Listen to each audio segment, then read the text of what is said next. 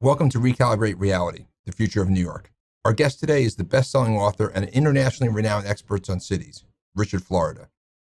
Richard is a professor at the University of Toronto School of Cities and a distinguished fellow at NYU's Schack School of Real Estate. He's also the author of two bestsellers, The Rise of the Creative Class and The New Urban Crisis. Richard's research has focused on what makes cities thrive and what makes them fail, a topic that should be important to anyone thinking about the future of New York, particularly in a post-COVID world. And so now, let's recalibrate reality with Richard Florida.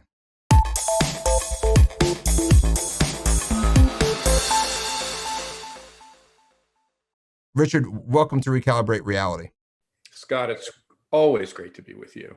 Thank you, my friend. Thank you. And so a year ago, you and I were collaborating together on a white paper, and both of us were bullish on the future of New York. I think the question we had was, how long would it take for New York to recover, and what would it look like on the other side? For me personally, I've been really surprised how quickly New York has bounced back. And so I'm curious to see if you were equally surprised or what your takeaway is now here as we stand a year later.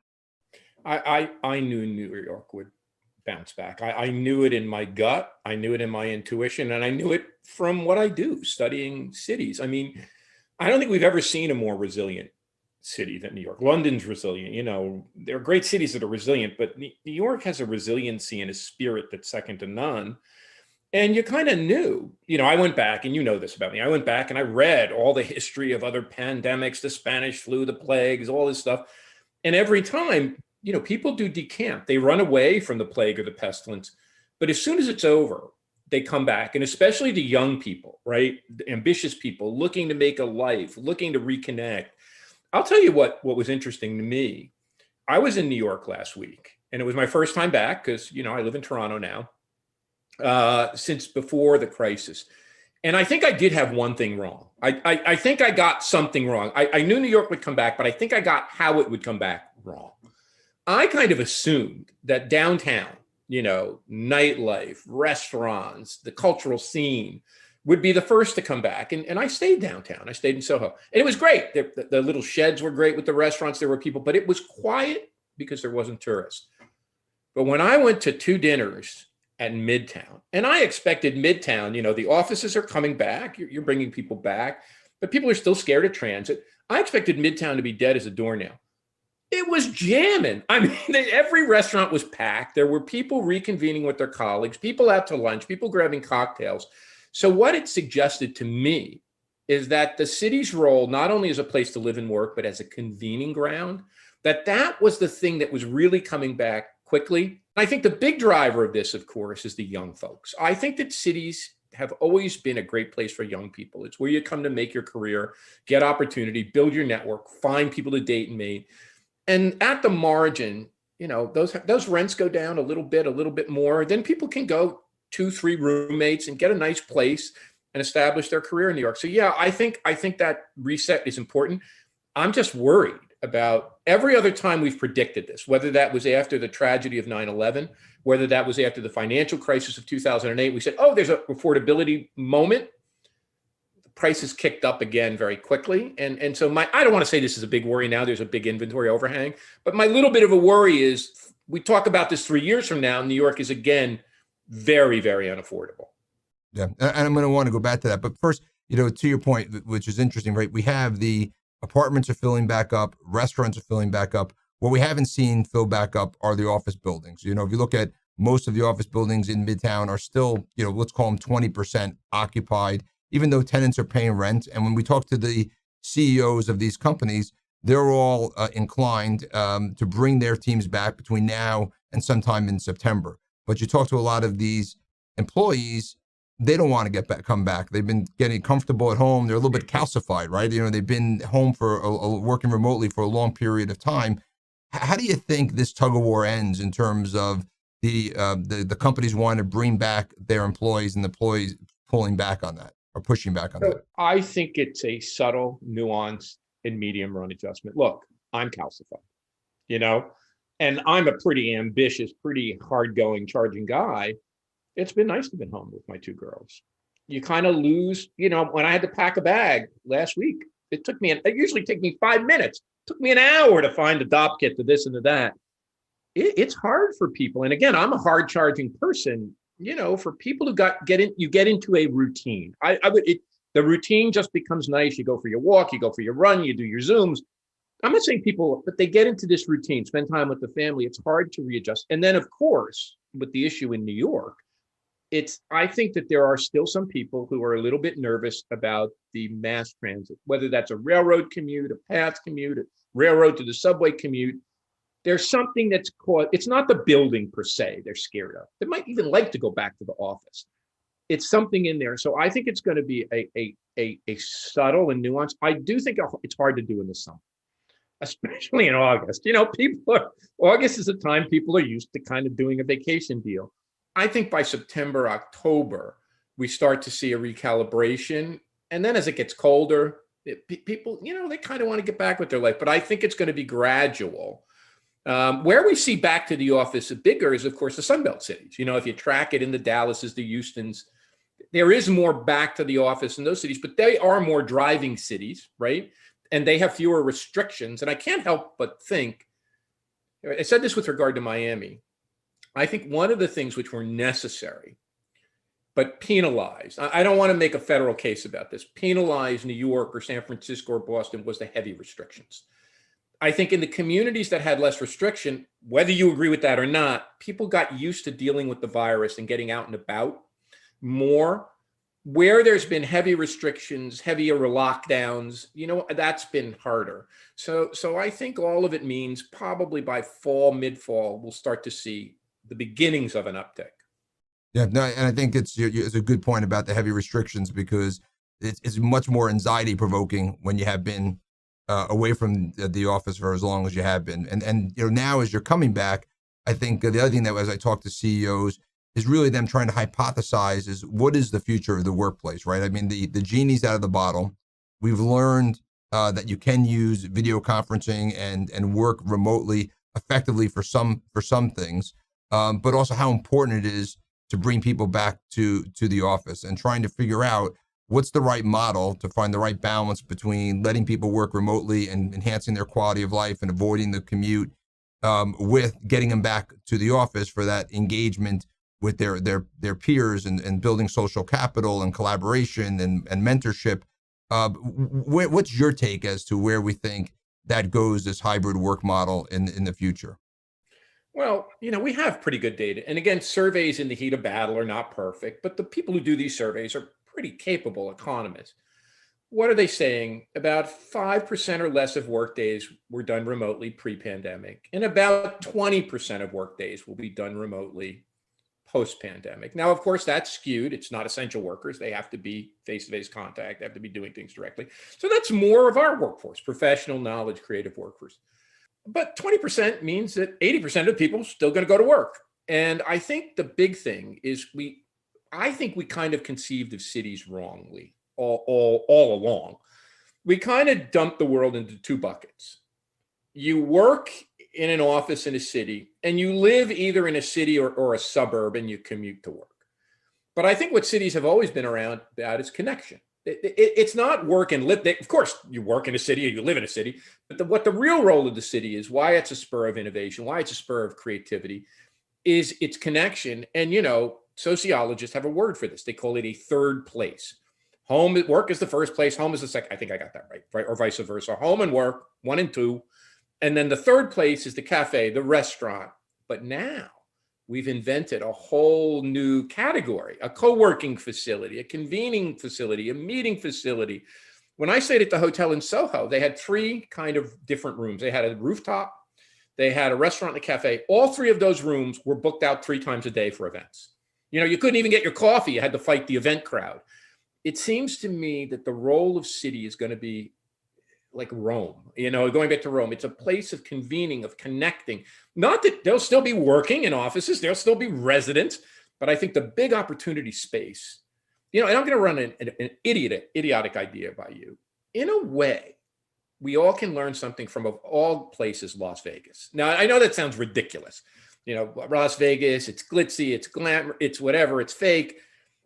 But you think about what Las Vegas did as its business model. It really doesn't host many industries. It created a convening and connection and conventioning point. Now, but I think a New York is a better model for that. It has more restaurants and more third places and more cafes and more galleries, more neighborhoods. I think that's what our adjustment's going to be. Slowly but surely, we're going to have great places to work, great places to live. But this third place is going to get even better. And I think there's great opportunities for revival, and there's great business opportunities there too. Yeah, and I think when you think about New York versus Las Vegas, you have that authenticity, that character, that diversity that's naturally embedded in the community of New York too. You know, you talk about this third place, and one thing that's interesting to me is thinking about the future of the workplace. And I like to look at parallels as to what happened with e-commerce and retail. When people began to buy stuff online, they'd say, well, why do I want to go to a mall unless it's convenient to get to, or when I'm there, I'm having a great experience. It's an outing. It's a place to go and engage with other people. And the same thing is true for the workplace. Why not work remotely at home instead of going to the office, unless it's convenient to get to the office? You're going to a place that's energizing, a building that's got character, a community that's got lots of things to do, and people walking around, and restaurants, and a livelihood to it. And so it's almost going to require a curation of that workplace and those communities. And I think more and more we're seeing a flight to quality of the buildings and communities that are best situated to actually be magnetic, just like you would need for retail, will be the ones that outperform. Do you think that's something that is a continuum in a post-COVID and continues to accelerate in that regard? Yeah, I think there will be a flight to quality. I think in the retail end, it's really interesting. I spend the winters in Miami, and whether you look at Bal Harbour Mall or the Design District, that's what they've become. They've not become shopping centers. They've become places that because Miami doesn't have the neighborhoods of New York, they've become places people meet, and they have lunch, and they have business meetings. And it's really much more about the experience of going there and meeting with people than occasionally run in and grab a shirt. But it's not about shopping per se. I think New York has the capacity to do that at a very terrific level. But the other thing that I find very interesting is work is different now. And I think it was trending this way. When I wrote Rise of the Creative Class, I started to talk about the people taking off their tie, like you're dressed now or like I'm dressed. I started talking about how when I would go visit a high-tech company, it didn't look like, what I'm saying, a Wall Street firm or a Pittsburgh bank. There is something about this blurring of working and living that's happening. And it's not just casualness. I don't have the right word for it. But people want to work in a way that it's more relatable. They don't want to feel stiff. They don't want to feel formal. They want to get together. They want to exchange ideas. And maybe that's the nature of this idea economy. So I think the spaces are changing. They're not as stiff. They're not as formal. The dining room's more casual. The cafe's more relaxed. You grab your coffee. So I think what we're seeing is different kinds of work requiring different kinds of environments. This kind of collaborative work requires a lot of on-site, not all on-site, but the kind of work that's focused requires retreat. And I think we're going to see better definition of that as we come out of the pandemic. We had David Arena on the show, the global head of real estate for JP Morgan. And he was, talking similarly about the importance of rethinking about what remote work means. It doesn't necessarily mean you have to work at home. It means working closer to home. So you get the convenience of not having to commute, be there if you have to do something for a family or errands, but that you go to a remote satellite office with your peers that still helps build the culture of the organization and give you the productivity and tools to be able to excel in that environment. And if that's the case, when you think about CBDs and places like New York, I mean, do you think there's this spreading sort of a regional approach where you have the suburban and urban strategies working in a more coordinated fashion? I think the greatest thing about cities right now, I wrote about this in City Lab, is the death and life of the central business district. Jane Jacobs, great Jane Jacobs, what was her first essay? Downtowns are for people. Downtowns are for people. Downtowns aren't for companies. Downtowns aren't for factories. Downtowns are for people. Well, this is in 1957 or something. She wrote that 4 years before she wrote Death and Life of Great American Cities. Just walking around Midtown suggests to me that this has the possibility of being the most vibrant neighborhood in the universe. And not because there's great office towers there. Many of those office towers will stay great office towers. Some will be renovated and made even better. Some might be converted but to residential. But I think the central business district becomes the convening ground. And look, you know this better than me. Why? It's where the transport comes into. It's the easiest place to get to. And if you're near Grand Central or you're near Port Authority or near the financial district, it's easier to get there than most other parts. So lots of people can come in. Also, in a place like New York, there's 3 great airports. So people can come in from lots of other places. I think the central business, I wrote this in the essay. The central business district is no longer a collection of office towers. Now, this has been happening for the past 20 years, and you know this. The central business district is the office. It's not the tower that's the office. It's the cafes, it's the restaurants, it's the bustle, it's the hustle, it's the vibe, it's the density.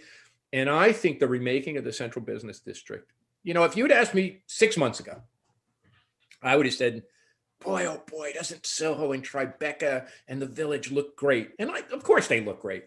Now, if you ask me today, I would say Midtown. I would have never said this a year ago, 18 months ago. Midtown looks to me like it could be a really spectacular mixed use live, work, play neighborhood in a way that I never pictured it. I missed it. And so I think the future of the central business district, or in New York's case, the central business districts, maybe there's 3 with Brooklyn now, it could be quite spectacular. Well, and one thing that's interesting to this point is we've seen a model like this in New York, in Lower Manhattan after 9/11, where it was the quintessential 9 to 5, 5 days a week. You took the train in, you were in an office building, and it wasn't about the community. Post 9/11, reimagined to a live, work, play 24/7 community. And now you walk downtown and you have the parks and baby carriages and playgrounds and a whole different level of energy that creates the ecosystem that you were referring to in Midtown. And as you said, these things have been happening. Or COVID just accelerated so much so quickly. And I guess one of the concerns I have is you have some of these obsolete buildings in Midtown, whether they're office buildings or hotels. And, the question is, how do we accelerate some of that creative destruction?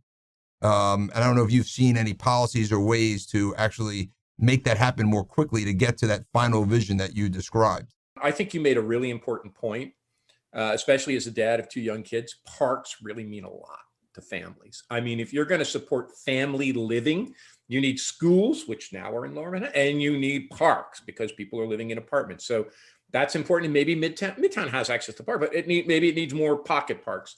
If you look at the history of deindustrialization, that's my second point. Many of the buildings were reused.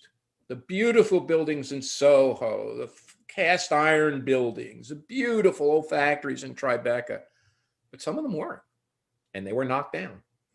And so in the long sweep, there are going to be certain of those buildings, again, given what you do for a living, you're going to know which they are. Certain of those buildings will be spectacular as high-end office and convening facility, and they have history and they're spectacular buildings. Others of those buildings can be converted into residential, which is arduous, but can be done. Others of them may have been past their useful shelf life, and then they would be taken down. It seems to me, I don't have a specific policy in mind. It seems to me that this is where the US is very good at establishing federal, state, local partnership, but public-private partnership. One of the things we've done very well in the US in rebuilding our cities is public-private partnership, where we've got the private sector, the real estate development community, local, state, federal, working together. And in particular, Scott, I want to mention one other thing. When I look at what's worked, not just in New York or San Francisco or Boston, but when I go to Milwaukee or Indianapolis or Columbus or Bentonville or Tulsa, where the universities and medical centers have really been, the anchor institutions have been part of this and real drivers, maybe there's something in that. Yeah. Maybe New York's great complex of anchor institutions, medical centers, universities, can be repositioned somehow. Do you know what I'm saying? Yeah. And some of that space, whether it's old buildings or new buildings, can be retrofitted and maybe spread them out a little. Maybe they're overly concentrated Columbia University, for example, maybe it needs a bigger midtown presence. NYU, maybe it needs a bigger presence in I don't know, but I'm saying there's something in that might make for a useful strategy for the future of these business districts. As you bring up education and healthcare, one of the things that we have as a focus on areas that we're going to invest in is we call it eds, meds, and well-led, which are where are the places that have good education systems, good healthcare and research institutions, and most importantly, are well-led.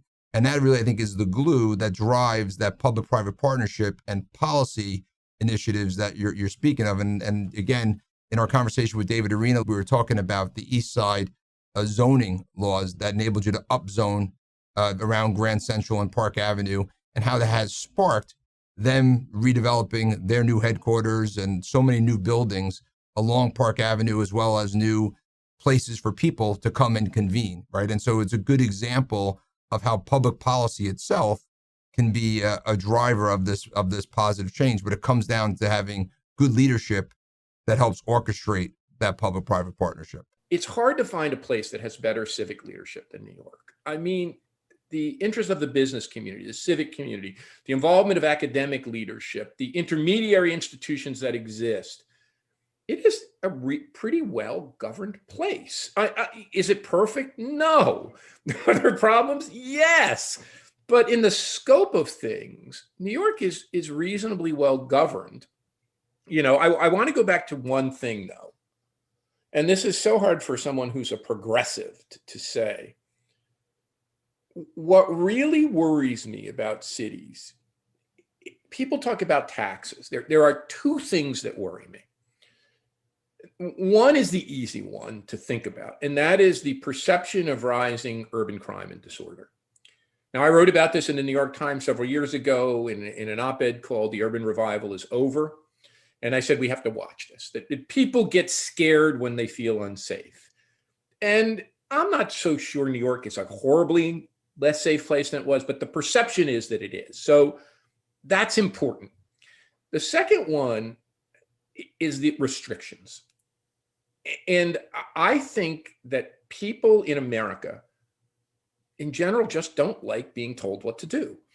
And if they're told what to do too many times, if they're told their kids can't go to school or the schools can't open, they kind of say, I'm going to move. And I think a big thing that's motivated these red state moves isn't tax rates, Scott. I think people said, I want to put my kids in school. I want to go to a place where I can go outside. I don't want to go and have to be afraid to go out my door. And so I think getting our handles on these two things, crime and disorder, and making sure we can manage whatever phase of the pandemic's left so that we don't shut the school. I'm not saying that's going to happen. Shut the schools or have another round of restrictions, because I think that accelerates the decision process where people say, oh, if I can't do stuff I want to do, I'm either going to move out of the city to a suburb or rural area, I'm going to move away. And those are the two things I think that are the big challenges.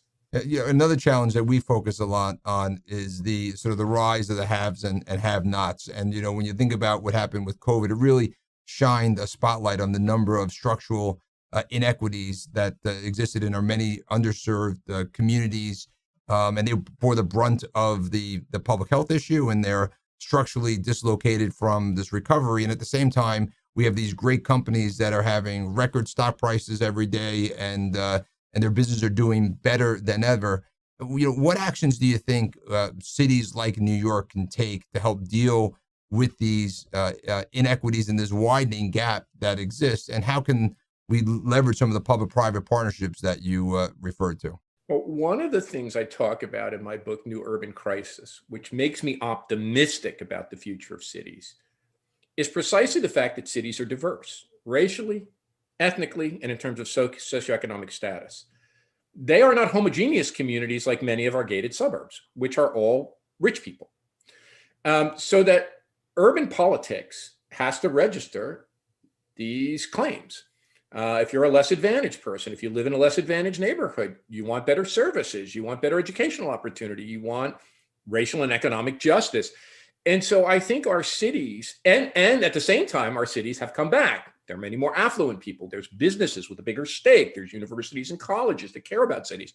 So it forces us in a way that's quite unique.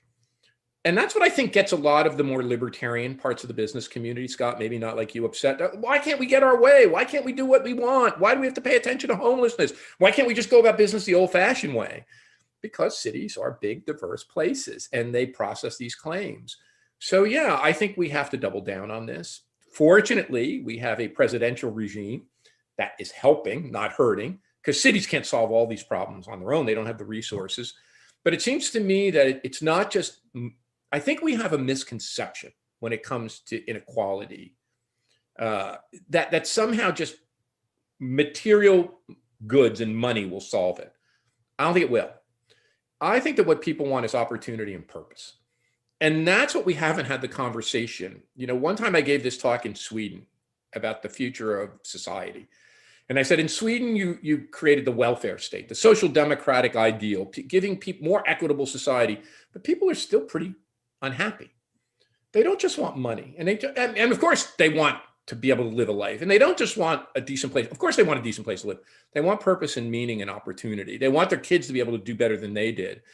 And I think that's what New York could do. Focus on opportunity, but focus on giving these youngsters real purpose and meaning, and figuring out a way, whatever they're interested in, sports, music, a way for them to find a way to define a career or a life doing that. And I think that's where we got to get to. And the other area that New York has made, part of the ingredients that's made New York special is immigration, right? And then we had this, you spoke about diversity a lot, and our immigrant population in the country and the city has been shrinking because of public policy and now because of public health issues. How do you think that impacts cities like New York as we go forward if there's a dearth of the level of immigrant population that we normally are used to? Well, there are two big factors in the urban revival in America. One is the movement of highly educated people, or what I called, making air quotes, the creative class, younger professionals, knowledge workers into the city center for opportunity and amenity. But that's actually a smaller piece. The bigger piece is the tremendous wave of immigrants who come to our country, and mostly, some settle in suburbs, but many settle in urban centers, and often where housing is less affordable. So parts of Brooklyn, but parts of Upper Manhattan, large parts of Queens, and large parts of the Bronx. And those immigrant communities, because they're self-selecting for ambition, they're self-selecting for hard work, they're self-selecting for diligence, because they wouldn't immigrate if they didn't, tend to be community stabilizers, right? That's what they do. They stabilize even neighborhoods that were troubled neighborhoods. So yeah, as soon as we get this immigration uptick going again, I think that's going to help with a lot of the urban disorder problems we've seen. It won't solve them all. It also makes a city more diverse. And it breaks down some of the factions and factionalization. It creates diversity. I'll point to Toronto, on this one. They don't call Toronto a melting pot. They call it a mosaic. And that's a really important thing, that you're not supposed to melt into Toronto. You can keep your cultural identity, but have a dual identity as being Canadian and Torontonian.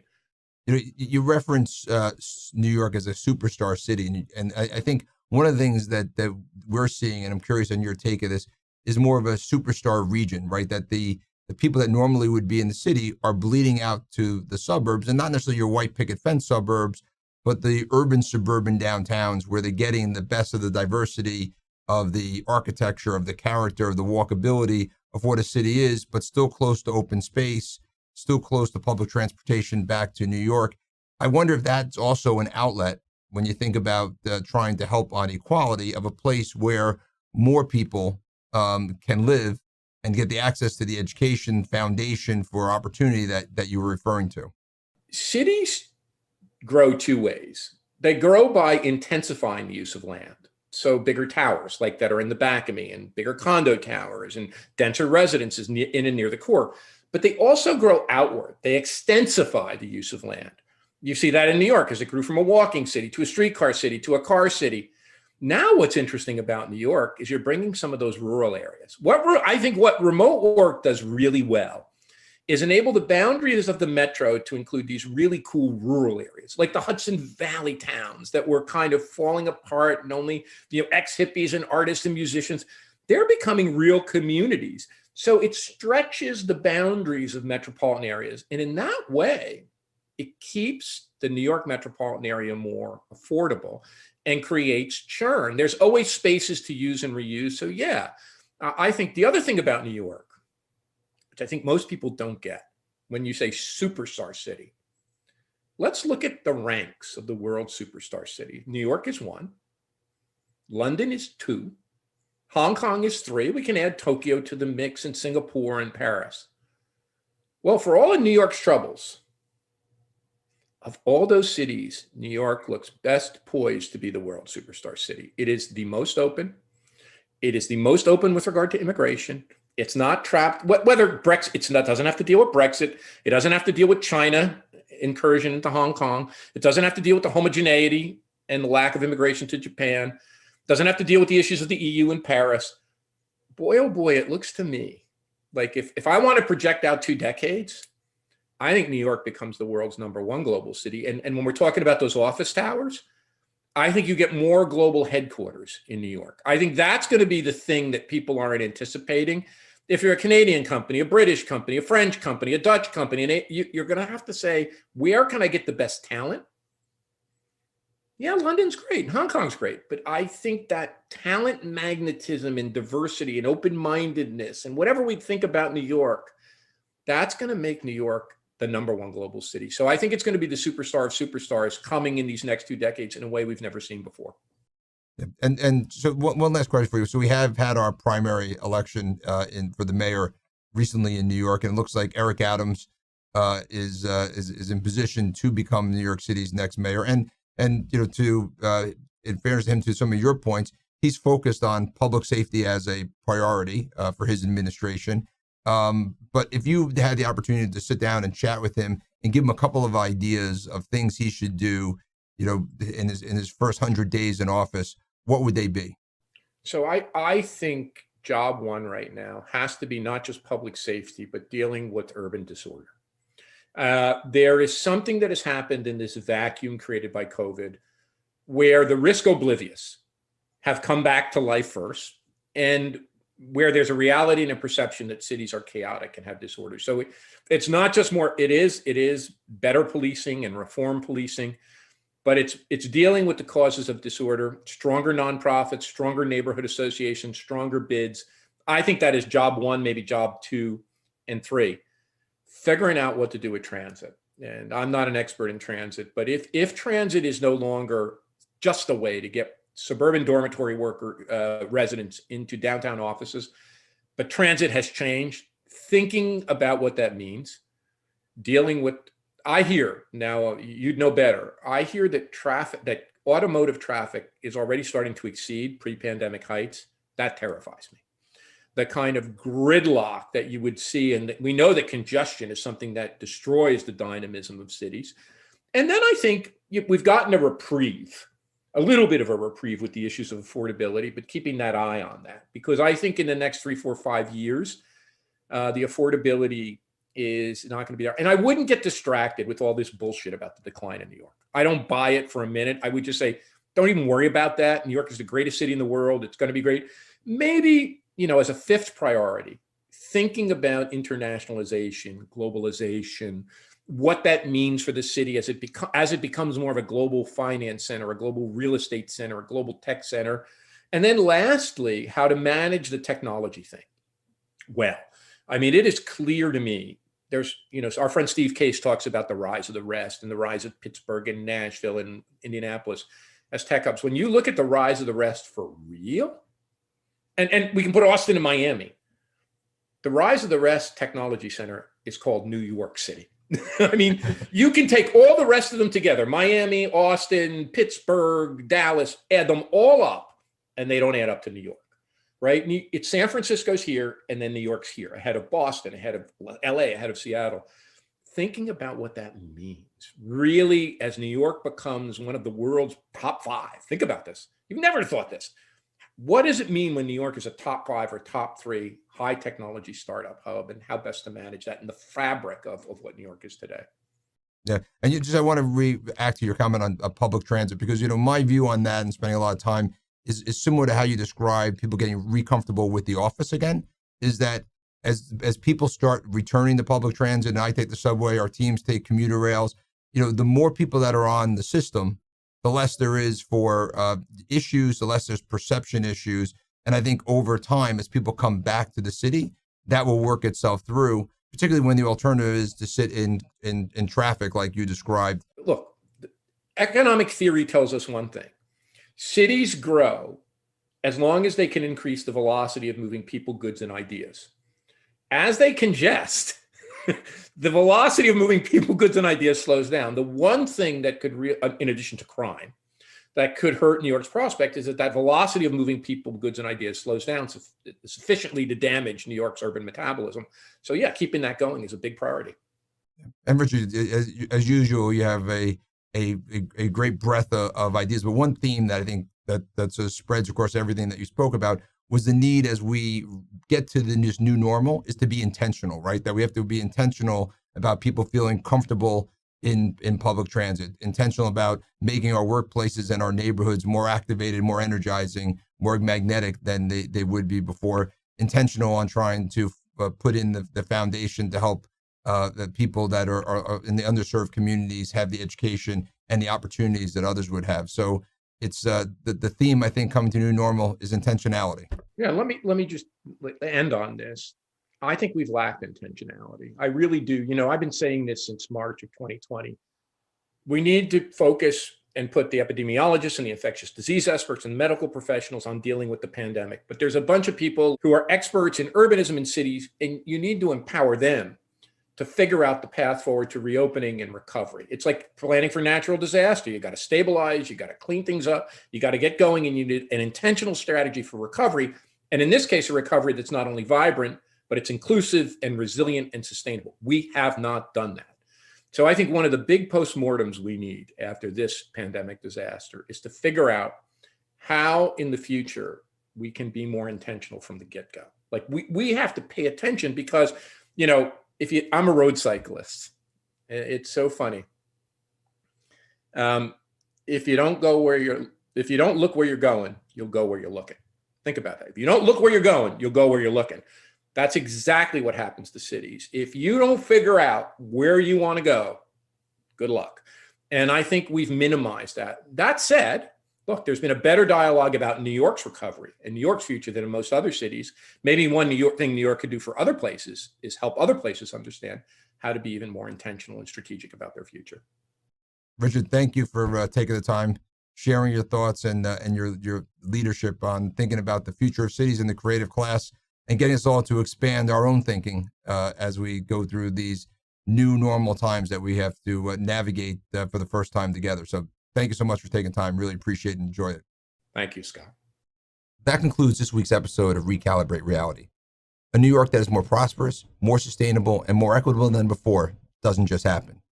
We need to be intentional in creating a world that addresses many of our region's challenges. And as we've heard throughout this series, it requires bold and innovative thinking, and of course, working together. This interview marks the 26th interview of Recalibrate Reality. Stay tuned for new episodes starting in September. Thank you again to Richard Florida.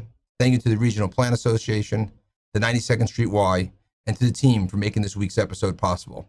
I'm Scott Rechler from 75 Rockefeller Plaza in New York. See you in a few weeks.